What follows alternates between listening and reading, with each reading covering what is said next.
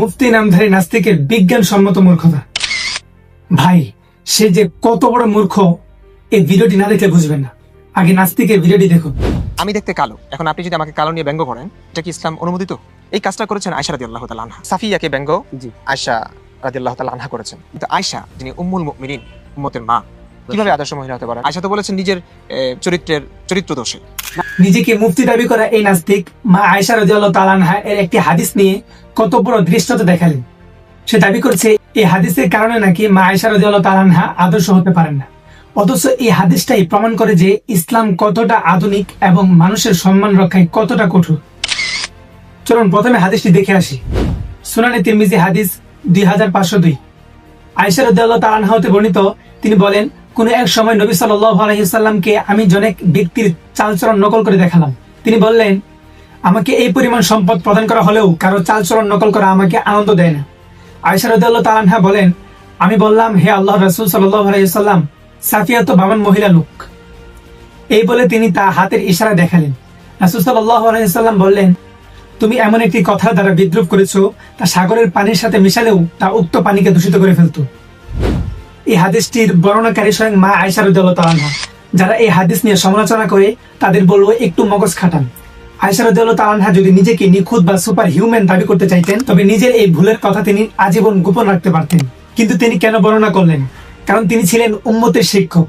নিজের ভুলকে সামনে এনে তিনি কিয়ামত পর্যন্ত আসা মুসলিমদের শিখিয়ে গেছেন যে সামান্য রসিকতা বা ইশারায় কাউকে ছোট করাও ইসলামে কত বড় অপরাধ। তার আরেকটা হাদিসের মূর্খতা প্রকাশ পেল। আগে ভিডিওটি দেখুন। এই গরমটা কিসের জন্য আপনি কি জানেন? হাদিসের ভাষ্য অনুযায়ী এটা জাহান্নামের উত্তাপ থেকে আর কি নিঃশ্বাস ঠিক আছে। গ্রীষ্মকালে জাহান্নাম একবার নিশ্বাস ফেলে, আর শীতকালে একবার নিশ্বাস ফেলে। এই কারণে আমরা শীত এবং গরম উষ্ণতা অনুভব করি। একই টাইমে পুরো পৃথিবীতে গ্রীষ্মকাল আসে না, একই সময়ে পুরো পৃথিবীতে শীতকাল আসে না। সহিহ বুখারী হাদিস 3260। আবু হুরায়রা রাদিয়াল্লাহু তাআলা আনহু হতে বর্ণিত, তিনি বলেন, আল্লাহর রাসূল সাল্লাল্লাহু আলাইহি ওয়াসাল্লাম বলেছেন, জাহান্নাম তার রবের নিকট অভিযোগ করে বলেছে, হে রব, আমার এক অংশ অন্য অংশকে খেয়ে ফেলেছে। তখন তিনি তাকে দুটি নিঃশ্বাস ফেলার অনুমতি প্রদান করেন, একটি নিঃশ্বাস শীতকালে, আরেকটি নিঃশ্বাস গ্রীষ্মকালে। কাজেই তোমরা গরমের তীব্রতা এবং শীতের তীব্রতা পেয়ে থাকো। প্রিয় অডিয়েন্স, হাদিসে আছে জাহান্নামকে দুটি নিঃশ্বাস ফেলার অনুমতি দেওয়া হয়েছে, একটি শীতকালে, আরেকটি গ্রীষ্মকালে। এই নাস্তিক মনে করেছে এটা মনে হয় কোন সিলিন্ডার গ্যাস যা পাইপ দিয়ে সব দেশে একসাথে যায়। আরে ভাই, ইসলামে এটাকে বলা হয়েছে জাগতিক নিদর্শন বা রিমাইন্ডার। তীব্র গরম আমাদের জাহান্নামের আগুনের কথা মনে করিয়ে দেয়, আর তীব্র শীত জাহান্নামের জামহারির বা বরফ শীতল শাস্তির কথা মনে করিয়ে দেয়। এটা কোনো আবহাওয়া দপ্তরের রিপোর্ট না, এটা ইমানদারদের জন্য একটি শিক্ষা। সে হাদিসে বিজ্ঞান খুঁজতে গিয়ে নিজের মূর্খতা ছাড়া আর কিছুই বের করতে পারে। এখন বাংলাদেশে প্রচন্ড গরম, কিন্তু বিশ্বের নানান দেশে সেখানে গরম পড়েই না, তো জাহান্নামের নিঃশ্বাস কি সেখানে যায় না? এই নাস্তিক বলল, কিছু দেশে সারা বছর শীত থাকে, সেখানে কি জাহান্নামের নিঃশ্বাস যায় না?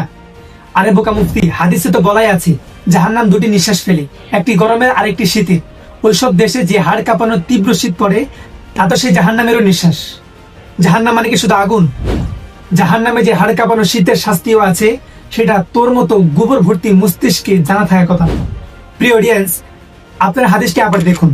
ওইখানে পরিষ্কার লেখা আছে শীতের তীব্রতাও জাহান্নামের নিঃশ্বাসের অংশ। মহাবিশ্বের স্রষ্টা যদি আল্লাহর সঙ্গে তার কানেকশন থাকতো, তাহলে অবশ্যই তিনি শীত প্রধান দেশের কথাও জানতেন, কিন্তু তিনি আসলে আরবি থেকে এগুলো জানতে পারেন। অর্থাৎ কোরআন নিতান্তই রসুলের কথা, রসুলের বানানো। নবীজি সাল্লাল্লাহু আলাইহি ওয়াসাল্লাম আল্লাহর সাথে কানেক্টেড ছিলেন বলেই এমন গ্লোবাল একটা সত্য বলতে পেরেছেন, যা পৃথিবীর প্রতিটি প্রান্তের মানুষের জন্য প্রযোজ্য। সেটা হোক আরবের মরুভূমি কিংবা আইসল্যান্ডের বরফ। সে আসলে ইসলামের ভুল ধরতে গিয়ে নিজের জিওগ্রাফি আর লজিকের ওই 12টা বাজিয়ে দিয়েছে। মানুষের সামনে আর কতকাল এই সস্তা যুক্তি দিয়ে নিজেকে হাসির পাত্র বানাবে আল্লাহই ভালো জানে। আমি তাকে নিয়ে ভিডিও বানানোর কারণে আমাকে ইউটিউবে স্ট্রিক মারা হয়েছে। জানি না ইউটিউবে আরো কয়টা স্ট্রিক মারে, কারণ আমার প্রত্যেকটা ভিডিও তার মিথ্যাচার নিয়ে করা আর তার ভিডিও ক্লিপ ব্যবহার করা হয়।